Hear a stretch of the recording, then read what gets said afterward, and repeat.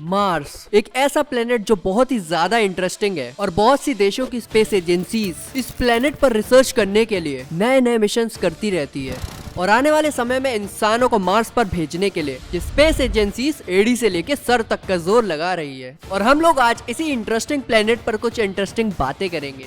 आप लोगों ने सुना तो होगा ही कि मार्स को द रेड प्लेनेट के नाम से जाना जाता है, बट क्या आप लोगों को ये मालूम है कि रोमन्स ने इसको अपने गॉड ऑफ वॉर के नाम पर रखा था। वैसे कहा यह भी जाता है कि रोमन्स ने ग्रीक्स की कॉपी मारी थी क्योंकि उन्होंने मार्स का नाम गॉड ऑफ वॉर एरेस के नाम पर रखा था। क्या आपको मालूम है मार्स के सॉइल का कलर रेड क्यों है? नासा के हिसाब से मार्स का जो सॉइल का कलर है वो आयरन के ऑक्सीडाइज हो जाने से या रस्टिंग की वजह से लाल दिखता है। क्या आपको मालूम है मार्स को पूरे सोलर सिस्टम में सबसे ज्यादा ऊंचे माउंटेन्स और सबसे गहरी खाइयों का घर भी कहा जाता है? ओलंपस मॉन्स जिसकी ऊंचाई 27 किलोमीटर है और वो माउंट एवरेस्ट से 3 गुना ज्यादा ऊंचा है। वेलिस मैरिनेरिस जो कि करीबन 10 किलोमीटर गहरी है और ईस्ट से वेस्ट की दिशा में करीबन 4000 किलोमीटर तक फैला हुआ है, जो कि ऑस्ट्रेलिया महाद्वीप के एरिया के अप्रॉक्स है। इसका नाम मैरिनर 9 प्रोब जिसने इसे ढूंढा उसी के नाम के ऊपर रखा गया था। मार्स में पूरे सोलर सिस्टम के सबसे बड़े वोल्केनोज भी पाए जाते हैं, उनमें से एक है ओलंपस मॉन्स और इसका डायमीटर करीबन 600 किलोमीटर के अप्रॉक्स है। और आप ये जान के हैरान हो जाएंगे कि ये एरिया इतना है कि ये पूरे न्यू मैक्सिको के एरिया को कवर कर सकता है। अर्थ की तरह मार्स की एक्सिस भी सन के हिसाब से टेढ़ी है, मतलब अर्थ की तरह वहाँ पर भी क्लाइमेट होते होंगे, लेकिन अर्थ के क्लाइमेट के हिसाब से मार्स का क्लाइमेट ज्यादा अलग है। मार्स के ओवल शेप ऑर्बिट के वजह से जब मार्स सन के सबसे पास होता है तो सदर्न हेमिस्फीयर सन की तरफ होता है और एक लंबी गर्मी का क्लाइमेट बना रहता है, और यही दूसरी ओर नॉर्दर्न हेमिस्फीयर पर ठंडक बनी रहती है। और जब मार्स सन से दूर होता है